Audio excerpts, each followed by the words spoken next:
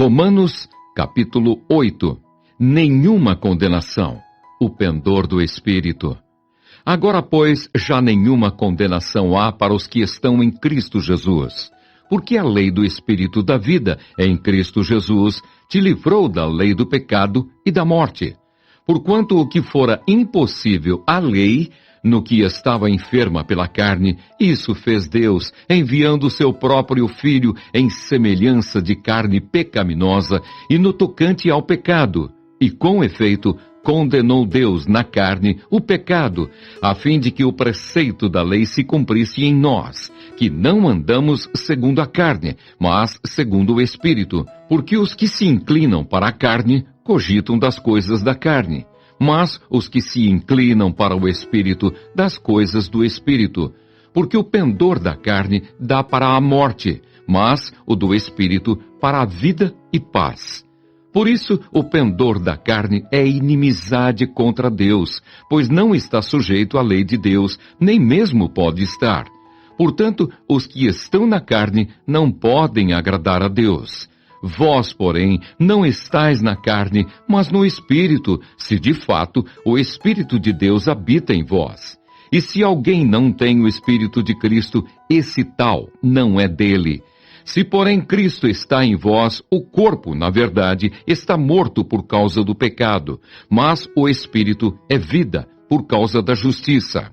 Se habita em vós o Espírito daquele que ressuscitou a Jesus dentre os mortos, esse mesmo que ressuscitou a Cristo Jesus dentre os mortos, vivificará também o vosso corpo mortal, por meio do seu Espírito que em vós habita.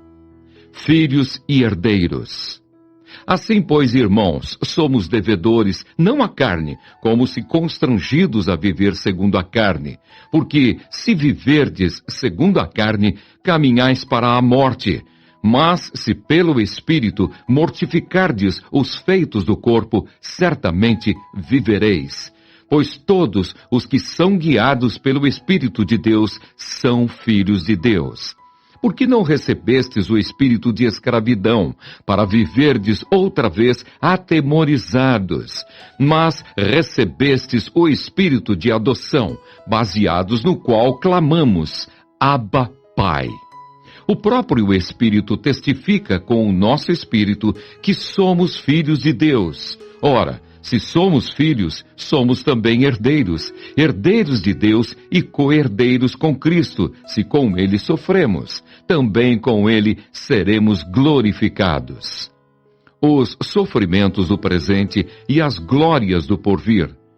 Porque para mim tenho por certo que os sofrimentos do tempo presente não podem ser comparados com a glória a ser revelada em nós. A ardente expectativa da criação aguarda a revelação dos filhos de Deus, pois a criação está sujeita à vaidade, não voluntariamente, mas por causa daquele que a sujeitou, na esperança de que a própria criação será redimida do cativeiro da corrupção, para a liberdade da glória dos filhos de Deus. Porque sabemos que toda a criação, a um só tempo, geme e suporta angústias até agora. E não somente ela, mas também nós, que temos as primícias do Espírito, igualmente gememos em nosso íntimo, aguardando a adoção de filhos, a redenção do nosso corpo. Porque na esperança fomos salvos. Ora, esperança que se vê não é esperança, pois o que alguém vê, como o espera? Mas, se esperamos o que não vemos, com paciência o aguardamos. A intercessão do Espírito. Também o Espírito semelhantemente nos assiste em nossa fraqueza, porque não sabemos orar como convém, mas o mesmo Espírito intercede por nós sobremaneira com gemidos inexprimíveis.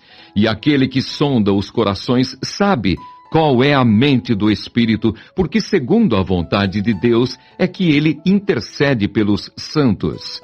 Sabemos que todas as coisas cooperam para o bem daqueles que amam a Deus, daqueles que são chamados segundo o seu propósito. Porquanto aos que de antemão conheceu, também os predestinou, para serem conformes à imagem de seu Filho, a fim de que ele seja o primogênito entre muitos irmãos. E aos que predestinou, a esses também chamou. E aos que chamou, a esses também justificou. E aos que justificou, a esses também glorificou. As provas e a certeza do amor de Deus.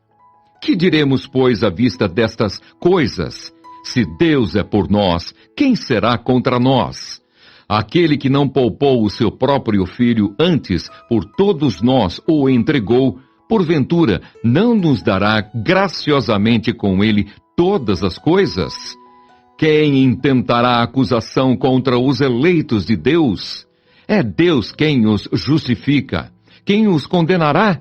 É Cristo Jesus quem morreu, ou antes, quem ressuscitou, o qual está à direita de Deus e também intercede por nós. Quem nos separará do amor de Cristo? Será tribulação, ou angústia, ou perseguição, ou fome, ou nudez, ou perigo, ou espada? Como está escrito: por amor de ti, somos entregues à morte o dia todo. Fomos considerados como ovelhas para um matadouro. Em todas estas coisas, porém, somos mais que vencedores, por meio daquele que nos amou. Porque eu estou bem certo de que nem a morte, nem a vida, nem os anjos, nem os principados, nem as coisas do presente, nem do porvir, nem os poderes, nem a altura, nem a profundidade, nem qualquer outra criatura poderá separar-nos do amor de Deus que está em Cristo Jesus, nosso Senhor.